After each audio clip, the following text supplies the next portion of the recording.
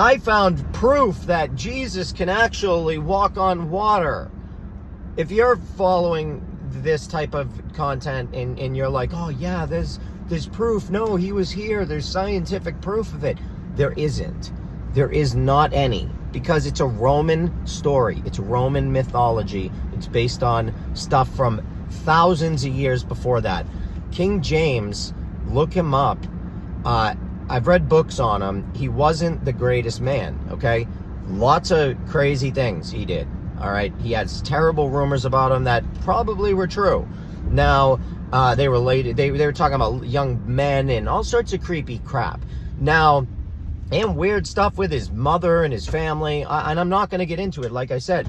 But King James did not invent the Bible. He had it written. He had it written by people that he trusted to write this version of the Bible that would force the society that he was trying to control to listen. It was a control mechanism from this man, okay? From King James. He wrote a book called Demonology as well as he wrote the Bible. And that book's all about demons and warlords and warlocks and all sorts of witches and everything like that. So this guy, when we start talking about this book, we have to understand that this book is based off of older stories and old traditions. The Old Testament is based off of literally ancient stories, okay, that have been around forever. The New Testament is also based off a very ancient story, and that story has to do with the natural world that we live in. The flat plane. We live on a plane. Our plane of existence is flat. Everything that we live, this is a flat plane. Water always finds its level. It's always going to be flat, okay, and level. Every time, there's no way. Water doesn't go up hills. Okay, rivers flow downhill. Water is always level. We don't live on a ball that's spinning and somehow the gravity is holding all of the water in just the perfect position. But a gust of wind blows the water around. It's the most silly thing ever. If the earth is spinning 1,000 miles an hour, I don't care how big it is and how people say, oh, it's not fast though, it's slow because it's so big. The water would still be displaced. It's impossible. There is no working model. There is no working model of the earth spinning and spiraling and going through space that we can see. There are none. There are none in any museums, anywhere. None. Zero. We have plenty of working flat earth models, and we have working flat earth models that perfectly explain the 24-hour Antarctic sun, which is interesting. So when people say, oh, what do you think of, how about the 24-hour sun? That'll shut you flat earthers up. No, it doesn't. All it does is, what it means to me is that you don't know what you're talking about because you haven't done the research. Because that 24-hour sun experiment doesn't mean anything to me. Number one, I think that they did a lot of effery, for one thing, and I don't trust it because it's a video. But number two, I've seen working models that work just like that with a 24-hour Antarctic sun for part of the year. It's all about perspective. It's all about where you are standing on the earth. It's all about what we can see. It's all about the firmament. It's all about the reflection off the dome. There's a lot going on. So, hello, it doesn't mean that we're on a spinning ball. That still is impossible. So I just find it funny, you know, people, and then what, you know, the saddest thing though to me is you got a lot of people that start getting into flat earth. They find Jesus, okay, because they have this overwhelming feeling like, whoa, I've been lied to. And that overwhelming feeling, you're going to start, oh, Jesus is real. That's got to be real. And I'm telling you, it isn't. It's just another lie. It's another manipulation, because it all has to do with what's going on inside of us. Okay? If you're looking for a man to come down from the sky and save you, you're gonna be looking your whole life. It's never gonna happen in a billion years from now. It just isn't.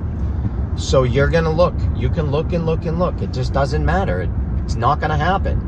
And it's funny too. I hear a lot of people say, because what is happening, and I'll tell you, is that we have the system, the controllers, the elites.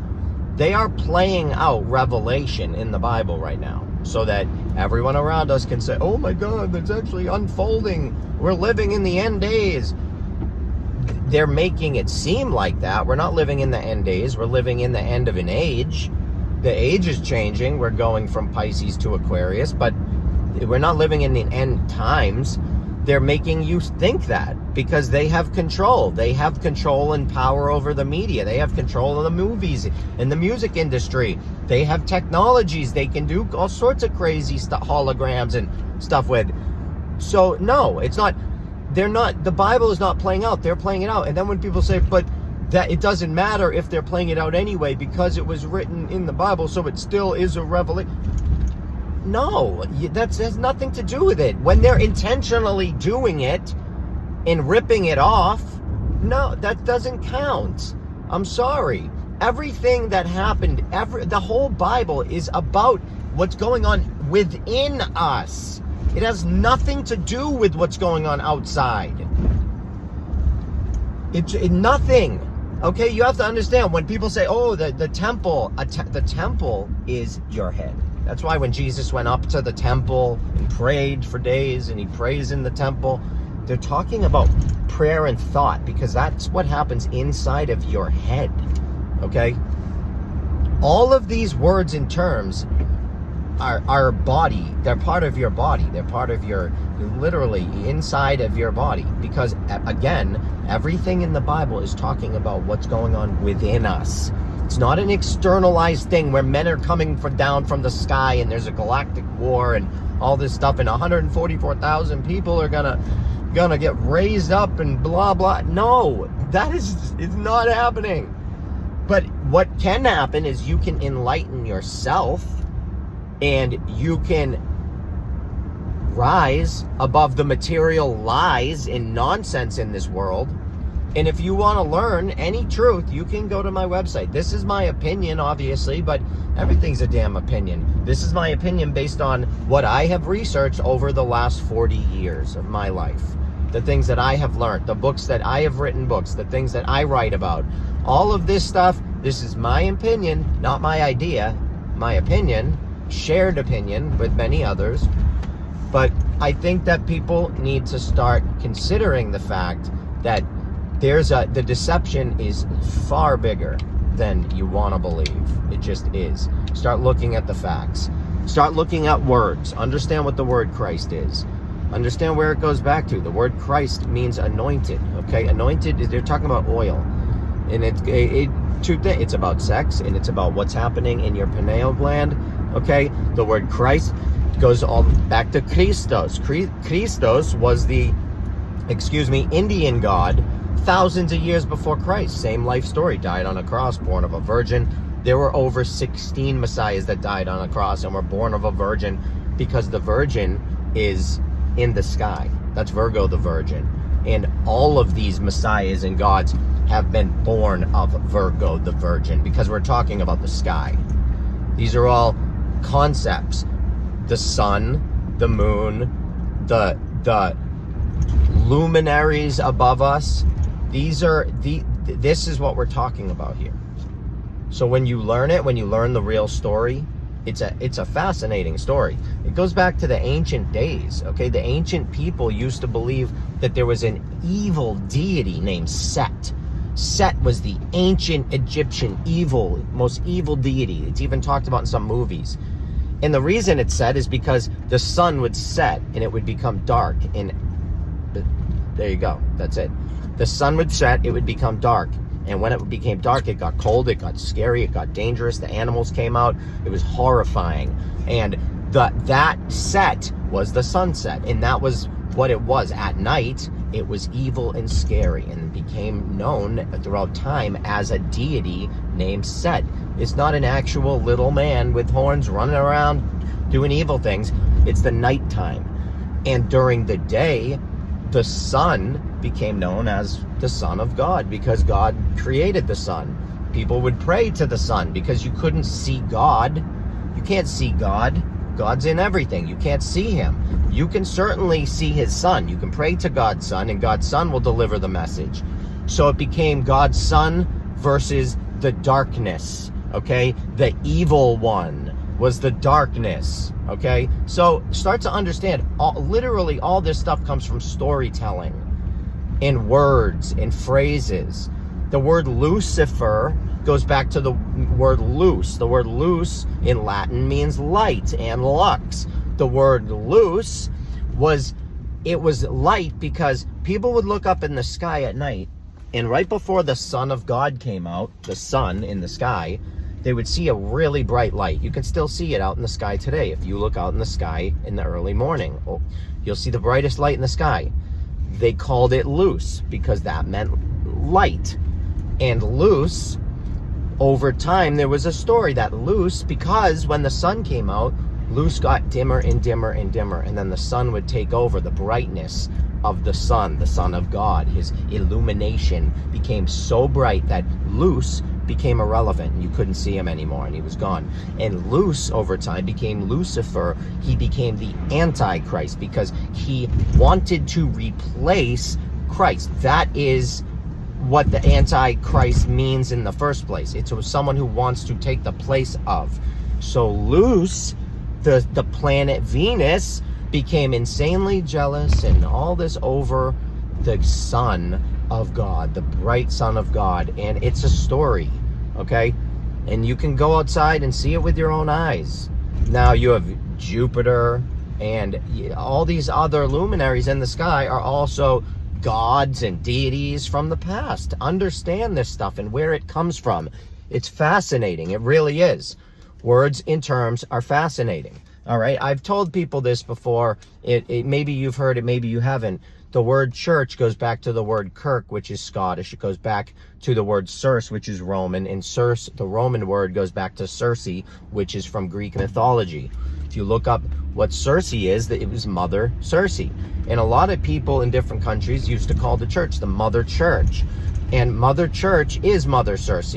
And Mother Circe was a goddess that would enchant people into her house using magic and sorcery and sleep with them. She would then turn them into animals, farm animals, pigs and stuff, and then she would eat them. So that's the word church, where you get that from. So learn words and terms and phrases. Understand that Jesus, the Son of God, is a metaphor. It's a metaphor for the Son. So if you're waiting for Jesus, the Son of God, to come down from the heavens and save you, you're going to be waiting forever. There's a reason why in the Bible it talks about how the Hebrew people, when they were being led by Moses through the desert, they followed Yahweh as he appeared as a pillar of cloud by day and a pillar of fire by night. And they followed him. And for miles and miles, for days and days, they followed Yahweh, who appeared as a pillar of cloud by day and a pillar of fire by night. Now, when you really use common sense and start to think about this, how could they be following a man for miles and miles and days? So I'm assuming they've been following him from far, far away. And this man is appearing as a cloud by day and a fire by night. That doesn't sound like a man. I think it sounds like a volcano, which makes a lot of sense, okay? And this is where we get words like Mount Sinai, Mount Sin, okay? Sin was in another ancient moon deity, and the word Ai in ancient Greek actually meant mountain. The word Ai meant mountain. So what Mount Sinai means is the mountain of the moon god Sin. That's what it is. And it's also very known when you begin to study this stuff in ancient history and religions and theologies and Judaism and all of this stuff. When you begin to study it, you realize that Yahweh is a couple of different things here. Yahweh is not Jesus, okay? Yahweh in the Bible is a volcano, number one, appearing as a cloud by day and fire by night. Number two, Yahweh is an expressive term, and it's sexual. It's just like if you took a garden hose and tied it in a knot and turned the water on full blast, it's gonna build that pressure up. And then if you undid that knot, it's gonna burst out. That is what that term is. It's that bursting, that explosion. What you need to understand is a lot of these older languages, a word meant way more than one thing. English is a sloppy graveyard language. You know, I call English like the language where languages come to die. It's just a shitty language. It's not pretty. It's not a great language. So, you know, when you learn these other languages, that's like same with Native American names. You know, they used to name people these names that meant so much more than just a name. It meant like, you know, the flowing river on a beautiful sunny day with the wind flapping through the trees and a bird chirping in your right ear, and in your left ear you hear the rustling of the leaves. Like, that's what the names meant back then. And that's what words meant. You know, they had meanings. They had big meanings. So, you know, I think it's fascinating when you learn truth and it makes sense. You know, unlike how when you learn something from science or from a priest or from the mainstream, you have to stretch your imagination so ridiculous to believe it. That's how they do it. But when you learn something that's truthful, you don't have to stretch your imagination at all. It just fits right in like a puzzle. Similar to Occam's razor, okay? It's always the answer that you think, the first answer, the easiest answer, the most common sense answer is the answer. Okay, so if I'm telling you a story and I have to make you believe this crazy, obscure, ridiculous, magical thing for you to believe it, it's probably not true.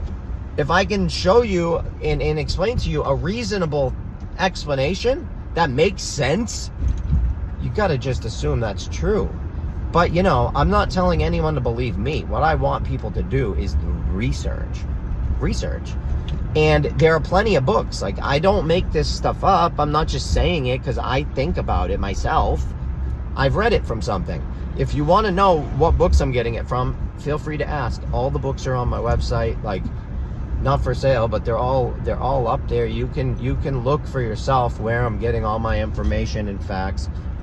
But, you know, this is my opinion based on my research. I love you all. I just want people to start to snap out of the spells and the nonsense that we've been put in, clearly. I love you all.